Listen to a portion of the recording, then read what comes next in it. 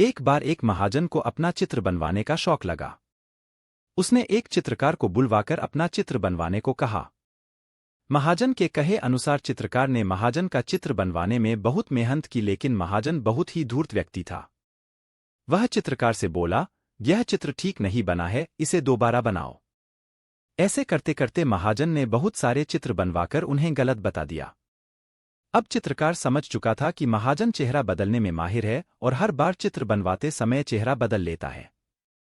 इसलिए उसने महाजन से अब तक बनाई गई सभी तस्वीरों का मेहनताना मांगा। धूर्त महाजन बोला, कैसा मेहनताना? तुमने अब तक एक भी सही चित्र नहीं बनाया है। जब तुम सही चित्र बना दोगे तो तुम्हें तुम्हारा मेहनताना मिल जाएगा। महाजन की बात सुनकर चित्रकार निराश होकर अपने घर लौट गया और अपनी पत्नी को महाजन की इस करतूत के बारे में बताया। अपने पति को परेशानी में देख उसने चित्रकार को बादशाह अकबर के दरबार में न्याय की गुहार लगाने की सलाह दी। पत्नी की बात चित्रकार को समझ आ गई और अगले ही दिन चित्रकार ने सारा हाल बादशाह अकबर के दरबार में जा सुनाया। बादशाह ने चित्रकार से सारे चित्र मंगवाए और साथ ही महाजन की भी महल में बुलवाया। सभी चित्रों को ध्यान से देखने के बाद बादशाह अकबर ने महाजन से पूछा, गिन सभी चित्रों में कुछ कमी है क्या? महाजन ने कहा, ओ जी हुजूर, इनमें से कोई भी चित्र हूबहू मेरे चेहरे जैसा नहीं है। महाजन की बात सुनकर अकबर सोच में पड़ गए और बीरबल से मामला सुलझाने को कहा। बीरबल पहले से ही दरबार में उपस्थित था और सारी बातें अच्छी तरह समझ चुका था कि महाजन चेहरे बदलने में माहिर हैं, इसलिए चित्रकार को परेशान कर रहा है। थोड़ी देर सभी चित्रों की ओर देखने के बाद बीरबल ने भी हर एक चित्र में कमियां निकालनी शुरू कर दी और चित्रकार को 2 दिन बाद महाजन का सुंदर सा चित्र बनाकर लाने के लिए कहा और महाजन को आदेश देते हुए कहा, अगर तुम्हें चित्र पसंद आ जाएं तो चित्रकार का मेहनताना देना होगा। इतना कहकर बीरबल ने दोनों को बाहर भेज दिया। कुछ देर बाद चित्रकार को वापस बुलवाया और उससे 2 दिन बाद बड़ा सा दर्पण लाने को कहा। 2 दिन बाद जब दोनों दरबार में उपस्थित हुए तो चित्रकार ने वह दर्पण महाजन के सामने रख दिया और बोला, जनाब ये चित्र तो एकदम सही है ना? महाजन बोला, लेकिन यह चित्र नहीं दर्पण है। यही तो असली चित्र है, चित्रकार ने कहा। फिर बीरबल ने भी अपने स्थान से उठकर कहा, सही तो कह रहा है चित्रकार, यह तुम्हारा ही तो चित्र है। महाजन समझ गया कि अब उसकी दाल नहीं गलने वाली है, इसलिए उसने ना चाहते हुए भी बीरबल की हाँ में हाँ मिलाते हुए चित्रकार को उसका मेहनताना दे दिया।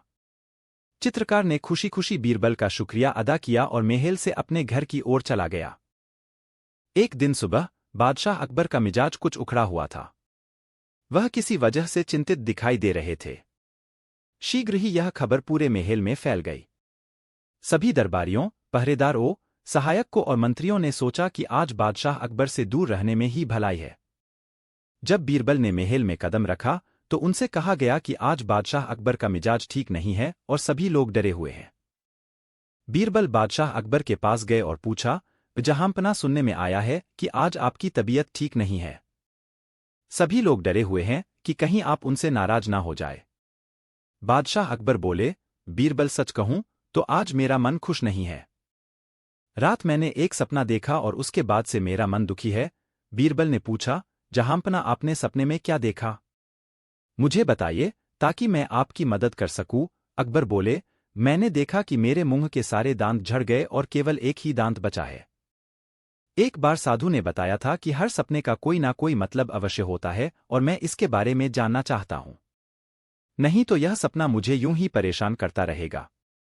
बीरबल ने बादशाह अकबर को सलाह दी वे उन ज्योतिषियों को दरबार में बुलाएं जो सपने के अर्थ की जानकारी रखते हैं। बादशाह अकबर को बीरबल का उपाय बहुत पसंद आया। बोले, ओ बीरबल, बहुत अच्छे, मैं तुम्हारे सुझाव से प्रसन्न हुआ। अब तुम पहला काम ये करो कि राजधानी के उन सभी ज्योतिषियों को बुलाओ जो मुझे मेरे सपने का अर्थ बता सके।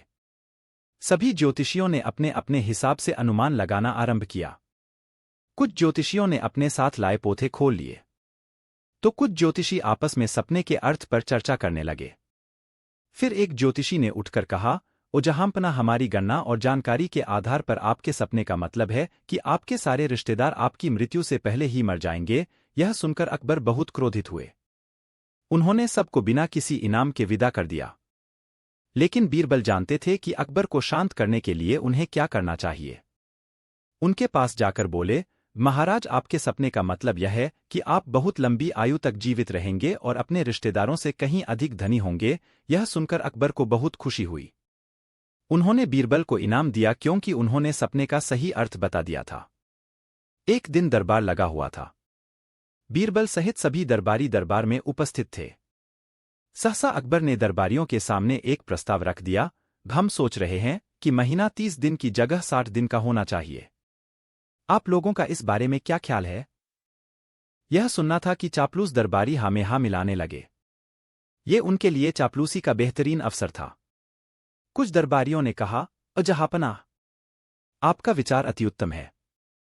30 दिन का महीना बहुत छोटा होता है, कामकाज पूरे नहीं हो पाते, इसलिए महीना 60 दिन का ही होना चाहिए। कुछ कहने लगे, जहांपनाह, 60 दिन का महीना करने का फरमान फौरन जारी हो जाना चाहिए। इससे बढ़िया विचार तो हो ही नहीं सकता।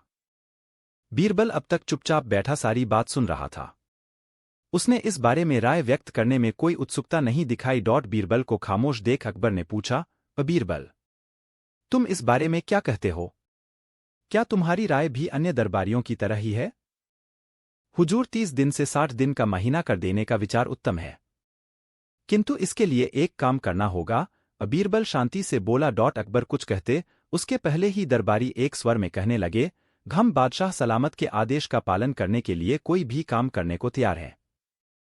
अच्छी बात है। बीरबल बोला, आप लोग तो जानते ही होंगे कि पृथ्वी पर 15 दिन चांदनी रातें और 15 दिन अंधेरी रातें चंद्रमा के कारण होती है। प्रकृति के इस नियम के कारण पृथ्वी पर महीना 30 दिन का होता है। अब जब आप लोग 60 दिन का महीना करने के लिए कुछ भी करने को तैयार हैं, तो ऐसा कीजिए कि चंद्रमा को कहकर 30 दिन चांदनी रातें और 30 दिन अंधेरी रातें करवा दीजिए। ये सुनना था कि चापलूस दरबारी बगले झांकने लगे। बीरबल अकबर से बोला, जहांपनाह, देखिए सारे कर्मठ दरबारियों को सांप सूंघ गया है। अब ऐसे में क्या किया जाए? अकबर ने दरबारियों की परीक्षा लेने के लिए ये प्रस्ताव सामने रखा था। दरबारियों की चापलूसी देख वे नाराज हो गए और उन्हें लताड़ते हुए बोले, चापलूसी कर बीरबल की बराबरी करने चले हो। जानते नहीं बीरबल की बराबरी के लिए अक्ल चाहिए, चापलूसी का गुण नहीं। एक दिन अकबर बीरबल के साथ शाही बाग में सैर कर रहे थे। दरबारी कार्यों के अतिरिक्त भी अकबर बीरबल के साथ समय व्यतीत करना पसंद करते थे क्योंकि वे बीरबल को अपना अभिन्न मित्र मानते थे। बीरबल के साथ का सबसे बड़ा लाभ यह होता था कि उसकी चुटीली बातों से समय अच्छा कटता था। साथ ही बीरबल की अक्लमंदी से कुछ ना कुछ सीखने को मिलता था। उस दिन भी अकबर बाग में टहलते हुए बीरबल से हल्के फुल्के मिजाज में बातें कर रहे थे। चलते चलते उन्हें जमीन में पड़ा हुआ बांस का टुकड़ा दिखाई पड़ा। उसे देखते ही अकबर के दिमाग में बीरबल की परीक्षा लेने का विचार कौंध गया। उन्होंने बांस का वह टुकड़ा उठा लिया और उसे बीरबल को दिखाते हुए बोले, बीरबल, ये बांस का टुकड़ा देख रहे हो, तुम इसे बिना काटे छोटा करके दिखाओ तो मानूं। बीरबल ने बांस का वह टुकड़ा अपने हाथ में लेकर अकबर की ओर दृष्टि डाली। अकबर के होठों पर मुस्कुराहट थी। बीरबल अकबर का मन समझ गया। वह अकबर की हर भावभंगिमा से परिचित था। अकबर अक्सर ऐसे प्रश्न बीरबल की बुद्धि के परीक्षण के प्रयोजन से पूछते थे। उस प्रश्न का उत्तर सोचते हुए सहसा बीरबल की दृष्टि बात के माली पर पड़ी। वह एक लंबा बांस लेकर आम के पेड़ से आम तोड़ रहा था। फिर क्या? बीरबल ने आवाज देकर माली को अपने पास बुला लिया। माली के पास पहुंचने पर बीरबल ने उससे लंबा बांस मांगकर अपने दाएं हाथ में ले लिया। अकबर के द्वारा दिया हुआ बांस का टुकड़ा पहले से ही उसके बाएं हाथ में था। माली के लंबे बांस के सामने अकबर का दिया हुआ बांस का टुकड़ा छोटा था। उसे दिखाते हुए बीरबल अकबर से बोला, जहांपनाह, देखिए मैंने बिना काटे ही आपका दिया हुआ बांस का टुकड़ा छोटा कर दिया। अकबर ने दोनों बांसों को देखा और बीरबल की अक्लमंदी पर मुस्कुरा कर रह गए। अकबर बीरबल के किस्से असली मां कौन है? एक बार अकबर के दरबार में ऐसा मुकदमा आया जिसे सुलझाने के लिए बड़ी मुश्किल पैदा हो गई और इस समस्या ने सभी को सोचने पर मजबूर कर दिया। दरअसल अकबर के दरबार में 2 महिलाएं रोती हुई पहुंची। दोनों महिलाओं के साथ एक 2 साल का बच्चा भी था। दरबार में दोनों महिलाएं रोते हुए दावा कर रही थी कि ये बच्चा उसका है। लेकिन समस्या यह थी कि दोनों महिलाएं गांव के बाहर रहती थी, जिस कारण गांव वालों में कोई उन्हें नहीं जानता था। ऐसे में यह बताना मुश्किल था कि आखिर इस नन्हे बच्चे की असली मां कौन है। असली माँ कौन है? अकबर भी इस समस्या का समाधान नहीं ढूंढ पा रहे थे। वे समझ नहीं पा रहे थे कि कौन सी महिला झूठ बोल रही है और कौन सच। वहीं बच्चा भी बहुत छोटा था और वह कुछ बोल नहीं सकता था। ऐसे में अकबर के लिए न्याय करना बहुत मुश्किल हो गया था। इस बारे में अकबर ने दरबार में मौजूद सेनापति और दरबारियों की भी राय ली, लेकिन कोई भी इस परेशानी का हल नहीं कर सका। इस बीच बीरबल भी दरबार पहुंच गए। बीरबल को देख अकबर की आंखों में चमक आ गई। उन्हें भरोसा हो गया कि अब बीरबल ही इस समस्या का हल कर सकते हैं। जब बीरबल ने बुलाया जल्लाद अकबर ने बीरबल को पूरी बात बताई और कहा, अब तुम ही इस समस्या का समाधान करो। कुछ समय सोचने के बाद बीरबल ने जल्लाद बुलाने को कहा। दरबार में जल्लाद को बुलाया गया। जल्लाद को बीरबल ने बच्चे के पास बैठा दिया और कहा कि एक काम करो, तुम इस बच्चे के 2 टुकड़े कर दो और एक एक टुकड़ा दोनों मानों को दे दो। वहीं अगर ये बात जिस महिला को मंजूर नहीं होगी, जल्लाद उस महिला के 2 टुकड़े कर देगा। यह बात सुनते ही एक महिला तुरंत बच्चे के टुकड़े करने की बात मान गई।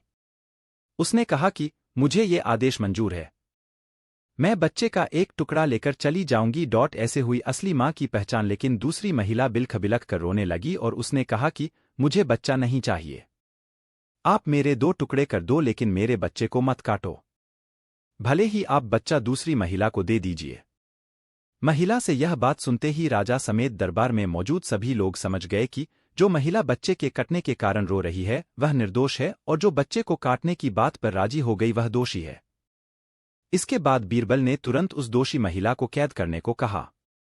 महिला ने भी अपनी गलती मान ली कि वह झूठ बोल रही थी। इसके बाद अकबर ने उसे जेल में डलवा दिया। बीरबल की समझदारी के कायल हुए अकबर। जब अकबर ने बीरबल से पूछा कि तुम्हें कैसे पता चला कि बच्चे की असली माँ कौन है, बीरबल ने कहा, जा हमपनाह, माँ सारी मुसीबतों को अपने सिर ले लेती है लेकिन वह बच्चे पर कभी आंच भी नहीं देती। इस बार भी ऐसा ही हुआ। जो असली माँ थी वो खुद के टुकड़े करवाने के लिए तैयार हो गई, भले ही उसका बच्चा दूसरी महिला के पास चला जाए, लेकिन उसने बच्चे पर आंच नहीं आने दिया। इस तरह से बीरबल की बात सुनकर अकबर एक बार फिर बीरबल की बुद्धि और समझदारी के कायल हो गए।